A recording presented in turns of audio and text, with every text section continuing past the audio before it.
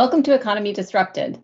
I'm Sarah Ladislaw, a non-resident senior fellow here at CSIS and co-host of today's show. In this series, we seek to examine the key disruptors that are changing the U.S. economy and America's international competitiveness. We'll look at trade, technology, climate change, and workforce issues. And I'm Matthew Goodman, Senior Vice President for Economics at CSIS. Delighted to be with you and have you with us again for this conversation today with the special guest, the mayor of Dayton, Ohio. But before we introduce her, let me first thank our sponsor, Howmet Aerospace Foundation, for their generous support, without which we couldn't do programs like this. So we're very appreciative and thank you.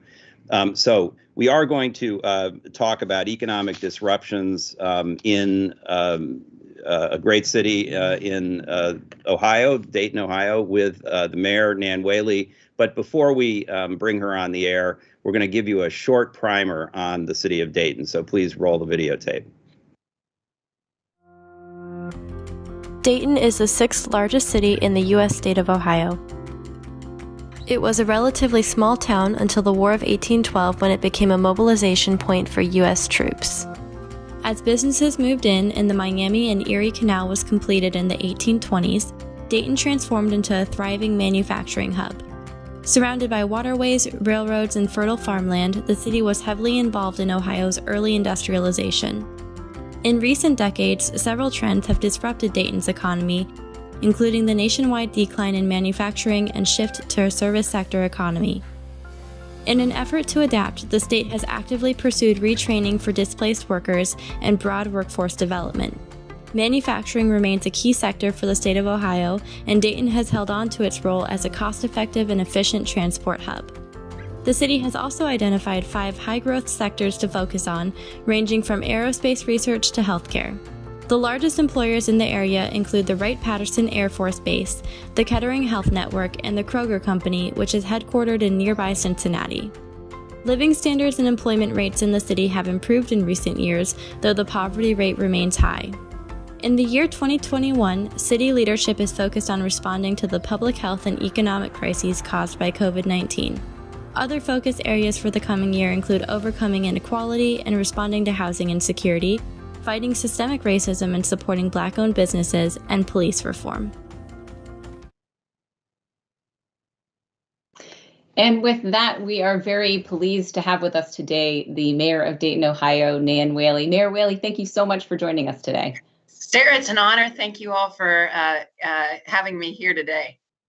Great. Now, so we're going to ask a few questions at the beginning of the show, but towards the end, we are going to have an opportunity for the audience to ask questions as well. So for those people tuning in online, if you can submit your questions using the submit button on the webpage, that would be great. We'll be sure to get to as many of those as we can.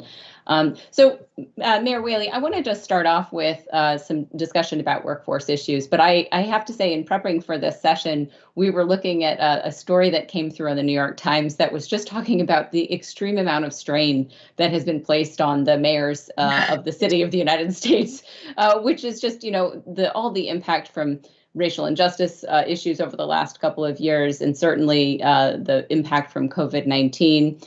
Obviously, it's been a time of great stress for lots of different people across the country. Certainly, the workforce in Dayton, Ohio, many other cities and parts of the country have been hit by COVID-19. I just wanted to talk a little bit about your perspective on how you, as you're thinking about rebuilding from the economic sort of and workforce issues that have hit Dayton in particular, how do you think about the tools at your disposal to do that? What are the things that you're prioritizing for really sort of building back from this period of time? Well, it's true. The New York Times has a story of this weekend, and we've noticed that anecdotally at the U.S. Conference of Mayors, just the sheer number of mayors not running for re-election. And I think, quite frankly, there's just an exhaustion level. All of us nationally have experienced the COVID pandemic, and all of us nationally have experienced civil unrest. But there's always one-offs for each community too, right? So for Dayton, it was a mass shooting in 2019 and tornadoes that came through the urban core, which, happens, I think, because of climate change. And every other city, there's something else on top of just the local issues. I think the other challenge, frankly, is the mayors across the country are bipartisan in nature, and they work really well with both Democrat and Republican White Houses in the past. But the Trump administration was really, really aggressive in a way against mayors of both parties that we hadn't really witnessed before. And so, we always say there's only one mayor in each community, so it can be a lonely job. And having that federal animosity, not even partnership, during 2016 to 2020, I think was especially difficult too. We've seen it change a bit, with the American Rescue Plan, communities being included in that help. So I think that gives tremendous opportunity for us to really come out of the pandemic and figure out what this new normal, and it will be different than before the pandemic, particularly around our workforce, around what people are comfortable doing, and business development. And so on the workforce in particular, because I think it's interesting to sort of understand from your perspective, what are the tools that you have to be able to help the workforce in Dayton, Ohio? I mean, are they mostly state and federal resources and things? We read about a really interesting program called the Accelerator for America program. Maybe you could talk a little bit about, what that is and whether or not that's been helpful in the context of how you're thinking about trying to rehabilitate sort of the workforce in Dayton. Well, I think the workforce piece for workers is really driven through our terrific community college, Sinclair College, that is really one of the best in the country. We're very lucky. It is both federally funded and locally funded, and some state funding. But I think it's generally free for nearly everybody in the city of Dayton to be, get certifications, get associates, and that's been a driver for us that we are very lucky to have in Dayton. Really something that community colleges, I think, are just the wave of how we really commit to lifelong learning in our communities. For Dayton and for the city, we have really embraced and been interested in entrepreneurship and the starting and thriving of Black-owned businesses. We know that, creating wealth in our community is key through diverse areas of the economy, and really have looked at other cities like Durham, North Carolina, for example, around this idea of how we can collide with entrepreneurs and how we can connect that to our anchor institution. So the University of Dayton coming downtown with our Entrepreneur Center, their University of Dayton's Entrepreneur School actually is there to collide with the Entrepreneur Center, so we can really start to grow and bolster entrepreneurship in our community. Accelerator for America has been a huge help in this, like helping us find national best practices, thinking of different ways, particularly on the inclusivity piece around, women entrepreneurship and Black entrepreneurship, which, Dayton as a region has not been great at if you look at our numbers. And so, making that a focus and a priority, we think is really key, both to attack our poverty rate, but also to build the future Dayton of one that is inclusive and is full of opportunity for everyone. If I can, in a way, follow up and talk a little bit about Dayton as a technology center, that was something that was very interesting as we were prepping for this conversation. That you really are a real tech hub for advanced technology development. You mentioned the University of Dayton as does a lot of leading R&D and advanced materials and materials engineering. And you have the Air Force Research Lab there, which is doing a lot of important work. And I also saw that you have something called the National Aerospace Electric Power Innovation Center, a joint venture with the University of Dayton and others. So that's really interesting. I mean, how did you become a tech center? How did you draw so much capability, and how important is that to the development of Dayton's economy? Yeah, it is super important, and it's really from our legacy, as the video showed. In the 1900s, we had these two brothers called Wilbur and Orville Wright, who taught the whole world to fly, and really they did that innovation from Dayton, right? Their bicycle shop was there, that work was there. And then also Charles Kettering, who was the inventor of the starter engine, from Dayton.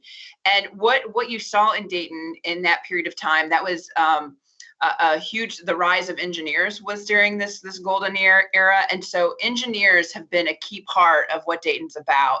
And Wright Field, where the brothers would practice, of course, that's like where the Air Force base. And so this legacy kind of fits with our history and then goes to our future. Dayton and the University of Dayton is a key engineering school. And the number of per capita engineers in Dayton is still way out of mark for other communities.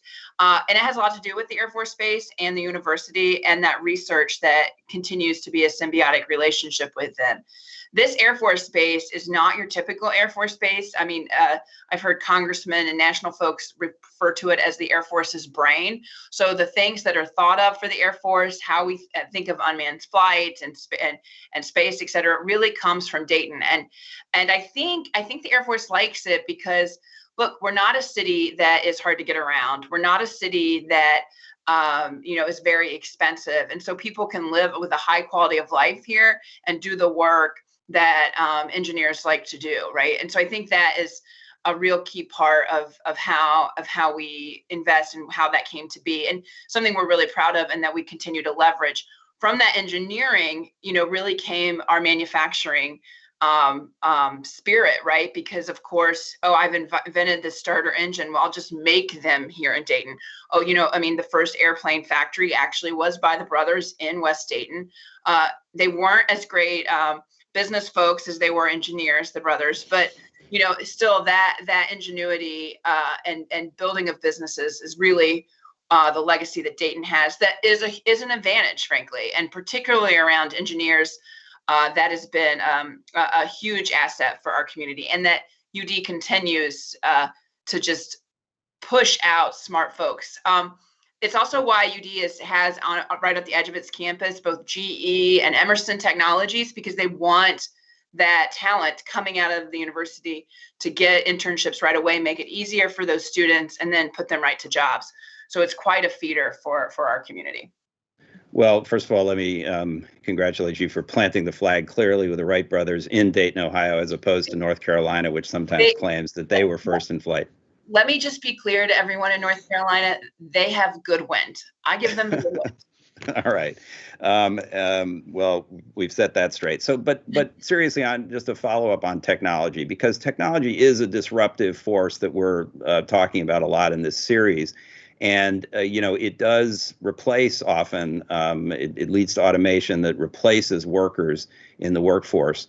And to succeed in a technologically based economy, people have to have the education and skills and ability to really succeed. So that highlights something in my mind that I want to ask you about, which is that, you kind of have a dual economy in Dayton, because you've got, 30% of people below the poverty line, and you have really disadvantaged folks who maybe are not getting the same access to that education and skills. So can you talk a little bit about how you think about that, and what kinds of programs, whether it's educational programs like STEM education, are you doing that? Are you doing things to enhance skills, libraries in disadvantaged areas, things that will help empower those folks as well? Absolutely. And we're very similar to other communities, because I do think there's the tale of two economies all across the country right now, right? And that separation and loss of the middle class we see getting wider and wider. Between professional, I liked during this COVID time, those of us that could work from home and those of us that couldn't, and the two different kinds of work that is in that effort. The automation has, been a blessing and a curse in Dayton.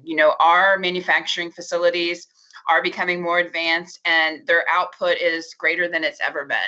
And that's because of the automation that is in those plants, and frankly, just how quick those machines can work through. And they also require a higher level of skill.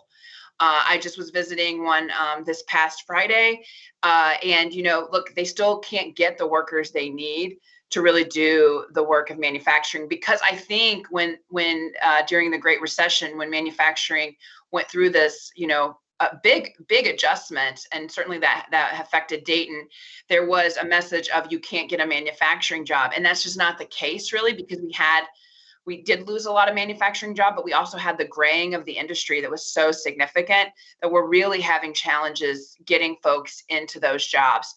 And those jobs are not, 4-year college degree jobs. They're more associate level certification. When you talk to the manufacturers, in Dayton, when I ask like what kind of worker do you want, they actually prefer folks coming out of CTC so they can train them on the floor themselves, much in the old apprenticeship model that really is the new apprenticeship model that everybody kind of goes back to.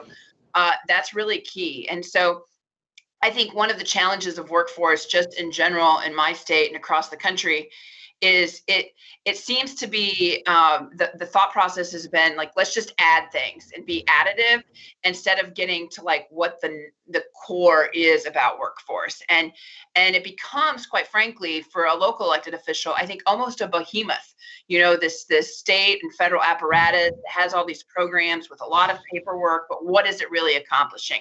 And so I do challenge federal policymakers and state policymakers of like getting to the core of what workforce is really about. And that's a challenge in Dayton too. So I think that's a really important point because we do have lots of good paying jobs that can't be filled.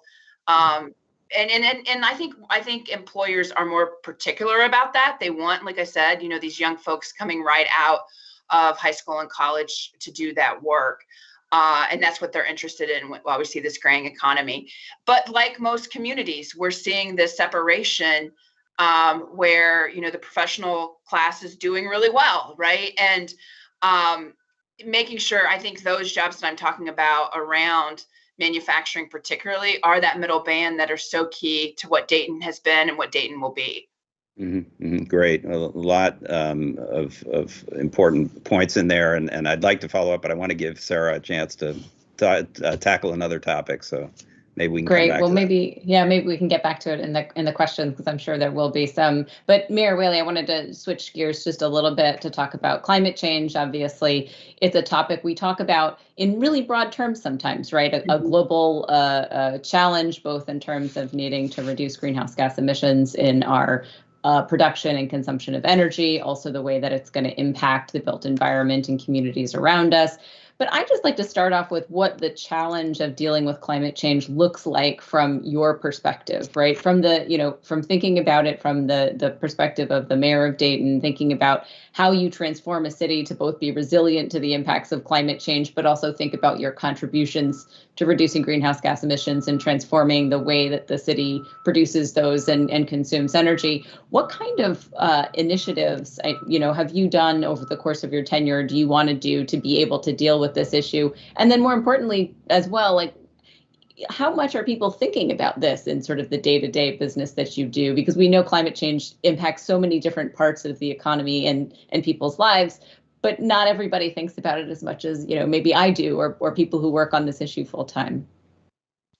So I think that the climate change discussion, honestly, is probably, to be frank, just a more coastal discussion than in the middle of the country.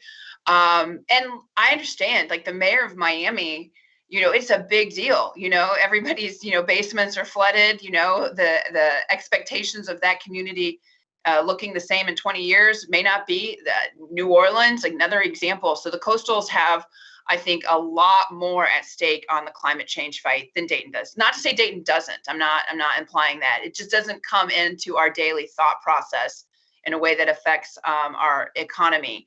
And I think this is a key point that I really want to bang on for a minute. We still have a sustainability manager, and Dayton is something I was really proud of that we put in place. Working on making sure that we're using green energy as a city, ways that we can use our wastewater and water treatment plants to make sure there are big energy drivers, how we can use more green energy, looking at ways that we can have solar fields in, a lot of the vacant property that we have across the city. Excuse me. So we're doing all of those things. Thanks. Let me get a glass of water. Excuse me. And we've experienced the challenge of climate change, like I said, just last year or 2 years ago when these tornadoes ripped through an urban center, which, is typical, not typical, but it is becoming more common now. So all of us have experienced extreme weather that has affected our community because of climate change. I think the key driver around getting people and getting communities like Dayton to support efforts to really attack this issue is the opportunity on what job creation comes from climate change. We need to make the solar panels and the wind turbines. We need to make the cars that are now electric.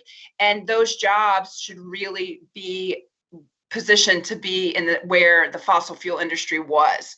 Because if you don't do that, and Mayor Peduto from Pittsburgh and some other mayors and I have put together this Marshall Plan for Middle America, this whole idea of how to reinvest in these communities that have been really fossil fuel economies, and making sure that the investment in new jobs comes to the place where people make things, to the center of the country. And I think this is a key point for our democracy, because what we have seen in the past, if you go to the steel industry in Youngstown, steel is over, Youngstown is over. You saw this again in manufacturing, smaller cities across the state that would have one manufacturing facility. And when they didn't need that because of automation or trade, that whole city is gone. And that breeds and foments resentment around trade deals, resentment around the new economy. And so this whole idea of rational economics, that people will just move where the jobs are, you leave a lot of people in those communities because of childcare or the ability to stay with their family. And I think this has been the big mistake, as we've been transferring to these new economies over the past 4 decades or 5 decades. We haven't been thoughtful about irrational economics, that there are economic reasons that are emotional or are not on the tax form that keep people in their communities. And when we leave them there and the whole community or the country or in the world move on, you foment a kind of politics that is very, very dangerous for the future of America. It's such an important point, to say that the health of a community is not just about the number of jobs or the sort of economic indicators. It really is about the life and the livelihoods of people there. It is one of the more optimistic things that I think is going on in this conversation about climate change, which is how to make it about all of those things, not just, greenhouse gas emissions reduction and things like that. One of the things I wanted to follow up on, though, is if I paraphrase what you said, it sounds a lot of like what the president has been saying about the American Jobs Act, which is essentially, when I hear climate, I hear jobs. Right. What is it in that kind of, stimulus and recovery effort that would be most helpful to you in your position, as mayor, to be able to try and make that transition happen? Because the theory of the transition is great. The mechanics of doing it are actually quite complicated. How much do you need state level support or coordination among other mayors, or, as you said before, or the assistance of the federal government, both in the know-how to do these things, but also maybe in the support financially, infrastructure-wise, those kinds of things? Yeah, it's definitely going to need heavy federal support on this. The federal government is going to need to be intentional about this. And what we've done in the past, and other administrations in the past have done, is they've done an oh well. And I'm telling you, that is going to, we're paying the price on that a lot of times in communities now, and we need to learn from the mistakes we've made when the economy has transitioned. I think that is really, really important. So what does that mean on the jobs plan that President Biden's moved forward? Yeah, it means, heavy infrastructure to set these communities into the future. I mean, some of these communities in rural Southern Ohio don't have access to broadband. So how can they ever compete in the future economy if they don't have real broadband? It means, holding telecoms accountable so they don't just get to pick and choose where they decide to put cell phone service. These are the kind of decisions that we need both investment in, but like regulation as well, because if not, you're going to see, I think, a new kind of redlining based on poverty levels and we're not invested in there anymore, so we'll just forget about those people. And it's the government's responsibility to think about that when we're going to transition, and rightfully so. I mean, absolutely, we need to transition into this new economy, but we need to be intentional. And that means it's not just, we're going to provide you some training and it'll be all good. It has to be much more detailed about that. And look, I think there are some good plans. Like I said, I think the Marshall Plan is a great example of this. There are ways that this can be done. We have done this successfully, actually, in the past, in the 40s and 50s, we left an entire sector of our country out with African Americans. Let's do it right this time and make sure that it's inclusive. But to just let unregulated capitalism move forward just because I think it will affect our democracy. Well, great. Again, lots there, and I want to follow up on that, but let me just get through one other topic which we have been talking to all of our guests about. That's a big topic here in Washington. You alluded to it in passing, which is trade. So, I was trained in classical economics, and I was taught that trade is a good thing, and in the macro sense, it provides access to foreign markets. It provides cheap and reliable goods at a lower price. And it creates jobs. It does also create dislocation, and that is the part that maybe we weren't paying enough attention to in class, and certainly here in Washington. But can you talk a little bit more, because exports are a significant part of your economy. Even imports are important to your economy as well. A lot of people in Dayton probably understand the power of being able to sell into foreign markets and so forth. And yet, as you said, there's been, concern that trade has been a very disruptive force. And, the particularly trade agreements that have been negotiated by folks here in D.C. over the years have been bad agreements.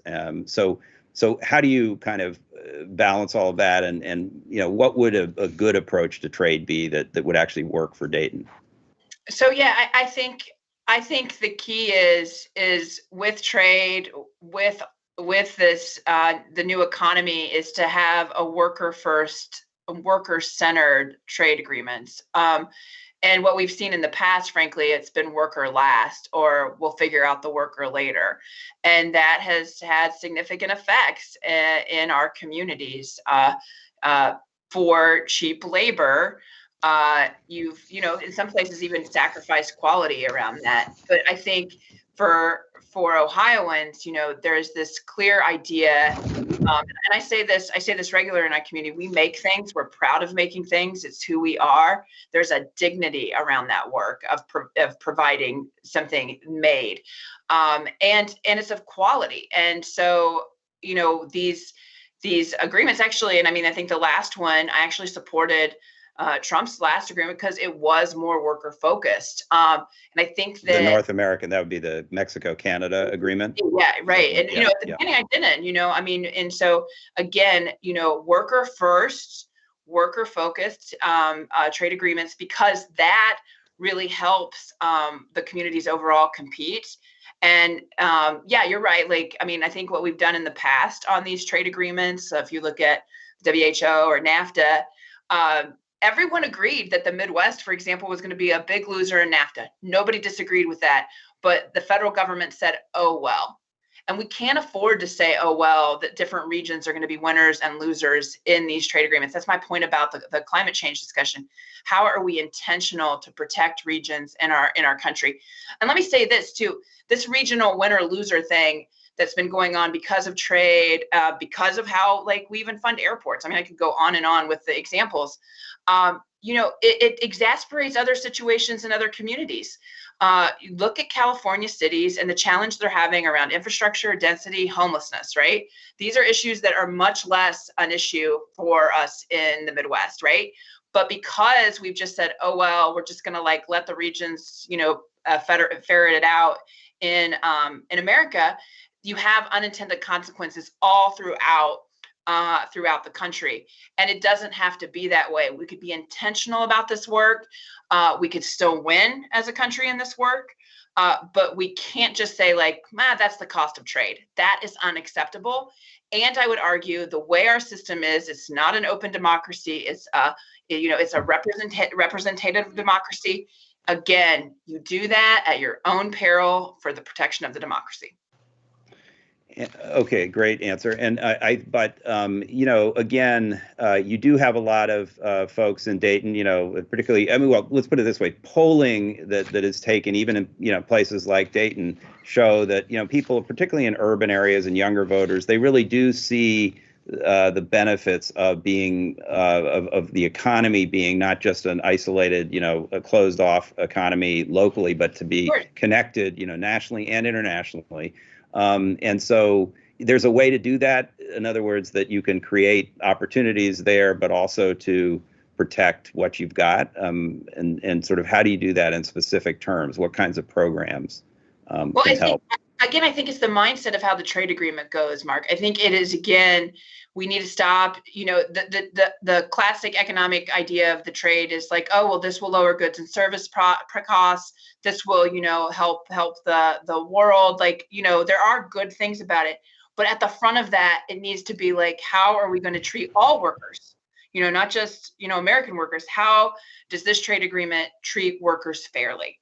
And I think if you come in with that mindset and have a more worker-centered agreement, I think you will still win. You'll still have a trade agreement. You'll still, save on goods and services. You'll actually raise the wage of some workers in other countries that, aren't. So you're raising that, and you'll be protecting workers here. So I think a worker-centered trade, model is the way forward, and we've started to see some of that in the past few years. And the Biden administration says those things as well, that it's going to do trade agreements only when they are, when they're ready, and those are going to be worker focused. But we do have maybe a little time for follow-up questions, but I want to get the audience in here too. We've got some questions coming in, and I want to encourage other questions if the audience has them. Sarah, do you want to take the first question that came in? Yeah, sure. I've gotten a chance to look through a few of them while you guys were chatting, and one of the I think listeners was interested in the conversation, some of the things you had to say about climate. So I'll pick up on that really quickly, which is, can you talk a little bit more about you mentioned the coastal states, right? States like California and even places like, New York or New Jersey, really sort of taking the lead on transforming their economies, right? Trying to think about net zero by 2050 and those kinds of aggressive targets. How does that, how would you put Ohio and maybe Dayton's, future in particular in context of some of those decisions? What does the opportunity set look like for Ohio versus New York or California in terms of trying to reach those objectives, right? So if the manufacturing base, as we've talked about a number of times here, is so important, does that somehow constrain or change the interest set that you have or the pathways you have for Ohio in terms of having those aggressive targets? I'm adding a little bit to this question just to sort of hopefully get at what I think the listener was trying to get to. Yeah, so we're supportive, and cities, I think, across Ohio mostly have, been part of Mayors for Climate Action, signed on to these agreements. So, I want to be clear, we're in support of that. I'm more thinking of the state, and, the state legislature is not in support of this in Ohio. They actually rolled back renewable standards the past few years. So, that's my point about how this has become such a political issue. And I think the way to really get movement on it in the middle of the country is to lead with jobs. And so the opportunity for Ohio to not lose out on these jobs is something I think that's really, really important. And for us to be the state that makes these products that make our world more sustainable is just a huge opportunity we shouldn't miss out on. And I think that when I'm talking about climate, I like to talk about it through the job frame. I think you've heard this in the Biden administration too. I think they're doing a good job about this. It's something I, particularly even talked to John Kerry and Gina McCarthy about, because I want this to happen. I want us to be thinking about the future of our country, but you have to recognize, in the world, you have to recognize that the motivations in the middle of the country are different than the motivations on the coast. And it's because they just, we just don't see it so real every day. And so, showing benefit on what's really on our mind, which is, again, this idea that you could have one good job and provide for your family, and, being a part of the solution to stop, help in the fight for climate change is a real opportunity here. So I don't want us to miss it. I think it's just a great opportunity to bring all sides together on it. That's great. Okay, we have a question or it's really a pair of questions, I think, from the same person who's obviously, I'm guessing, in the private equity or venture capital business because he's asking about the role of that industry in reactivating economic industrial activity in Dayton, and specifically, our social venture capital funds. Could that help reduce poverty levels in Dayton? There are social funds that foster entrepreneurship and disadvantaged communities. And so I think, to broaden that a little bit from that specific question, but please do answer that, what else are you doing or can you do to address the real problems that you have in, Dayton of poverty and just lack of opportunity for particularly Black and other traditionally, underserved communities? Yeah, this is a big issue, and thank you for the question. We've looked at SIB bonds, social investment bonds here, and they're new, and people, I think, again, are more interested in doing that in bigger cities than a mid-sized city like Dayton. But we're always talking to folks that may be interested in doing some of that work. We invested in high quality preschool in Dayton, providing it to every single 4-year-old. It's something I'm really proud of that the city voted in favor to fund that. I think it's just a sign of how this community really is interested in investing in its future, which is, if you think about investing in a 4-year-old, the, return on investment in that is, in some kind of vote during the regular voting session. Yes, it's actually it's actually the thing I'm most proud of as mayor is in 2016, we passed a income tax increase to provide high quality preschool to every 4-year-old in the city and teacher training. And it's already had dramatic effects. Obviously during COVID, it had to pivot a bit, but they've been great there. And so they've just that piece as an example. And we looked at SIB bonding there, right? Because we knew we'd have a funding source, couldn't really find interest on it. And that's one of the challenges with when you talk to any Midwestern or even in, I think, in Colorado to Pennsylvania, most of the venture capital dollars are just so coastal centered. There's just very little money for this or interest in this in the middle of the country. I know Representative Tim Ryan, for example, in Youngstown, put a bus tour through a venture capitalist. But I don't know. There's not been. If you just do the data, it's just a small portion, both for venture capitalists and for these SIB ideas. But we are open to that. Again, the mindset of this country, and this, I really challenge the listeners and the folks on this call is, if it doesn't happen near the Pacific or Atlantic Ocean, it doesn't happen in this country. And really, I think we're missing out on key opportunities for growth, to really where most of people are, there's a lot of people living, not most, but many people living in between those two oceans. So, and that bears out on ideas like tech and venture capitalists on that new edge. And look, I recognize, just like Dayton in the 1900s had the collision of the brothers, of Paul Laurence Dunbar, of Charles Kettering wandering in and out. That collision, is the same that's happening in Silicon Valley or happening in Seattle. The question I have for government is how can we be more intentional to just not let that happen, but how do we create that in more spaces across the country? Great. Okay. Sarah, do you want to take one more maybe, and then we'll wrap up with our usual final question? Go ahead. Yeah, actually, there's a good one here that I think is meant to be straightforward, but I am actually really interested in your response to it based on some of the way in which you've characterized the way we tend to think about economics in the United States overall, which is, someone wanted to know what are the 3 competitive advantages that you think that Dayton has relative to other U.S. cities, and how does that shape how you think about the economic opportunity of the place. And I'm just wondering if you think that's the right way of thinking about it. I mean, we have this tendency to pit cities against each other and think, about, sort of living or dying on those sort of competitive advantages and growing them. I mean, is that the right way to think about it? And if it is, then, what are the things that Dayton competes on best? I don't necessarily think it's the best way to think about it, but it is the way we have to compete right now. Again, just because of the nature of how decisions are made by for-profit companies.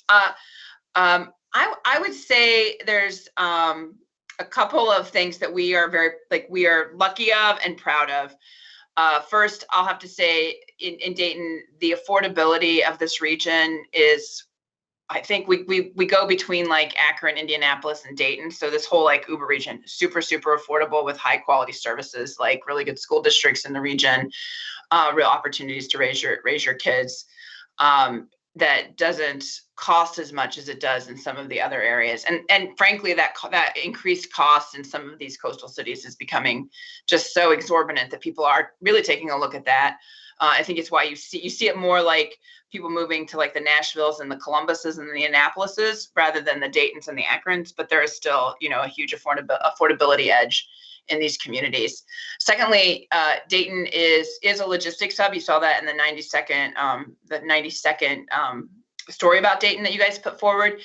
Because of I-70 and I-75, most all goods and services across the country move through those two interstates, as well as the base, and just being able to get to most of the country in the center of this logistics pretty easily.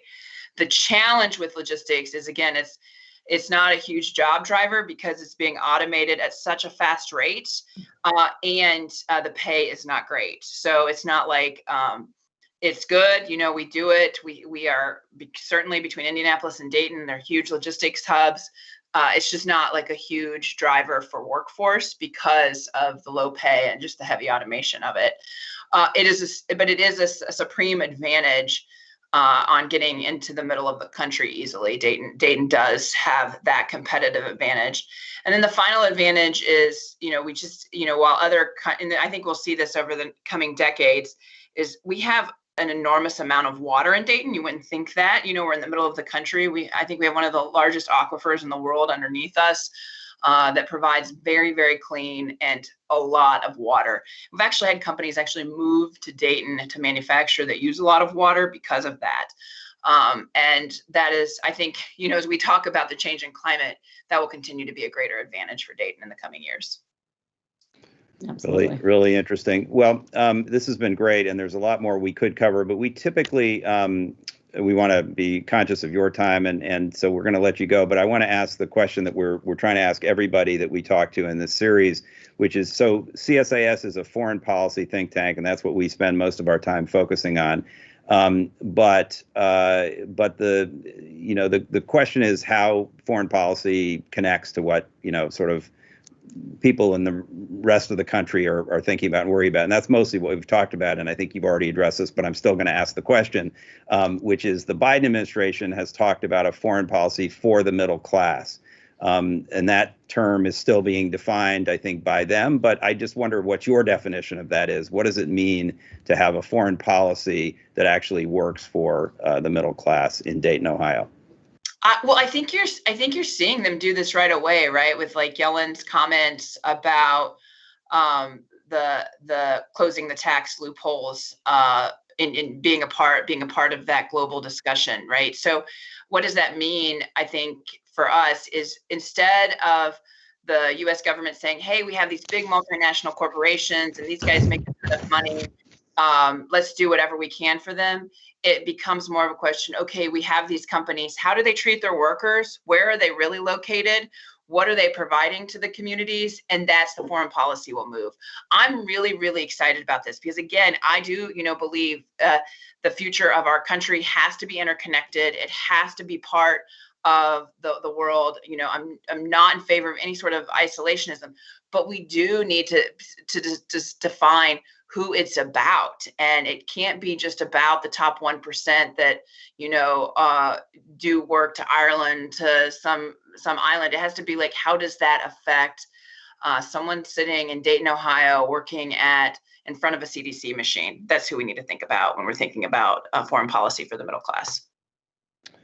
Okay, great. Well, I think we suspect that we're going to hear more from you in statewide or even national politics. We're not a political program, so I'm not going to press you on those issues. But we suspect we're gonna hear more from you. But what we heard today was fantastic, and really appreciate it. Sarah, do you want to close out? Yeah, I just wanted to say thank you very much. Unfortunately, we are out of time. It's been really, really interesting to hear how things look from your perspective. It's added a lot of food for thought in how we think about these issues from our perspective, which is much more sort of global and federal on a normal basis. So thank you very much for joining us today. And thanks for our pleasure. Thank you for what you guys are for inviting me. Thank you, Matthew. Thank you, Sarah. Thank you so much for joining us, Mayor Whaley, and to the audience as well. Thank you for joining us again. We'll have another episode in May with another state local official to be announced, and so please join us for that. But for now, we're going to sign off and say thank you very much for joining us today. Thanks, Mayor Whaley. Bye-bye, everyone.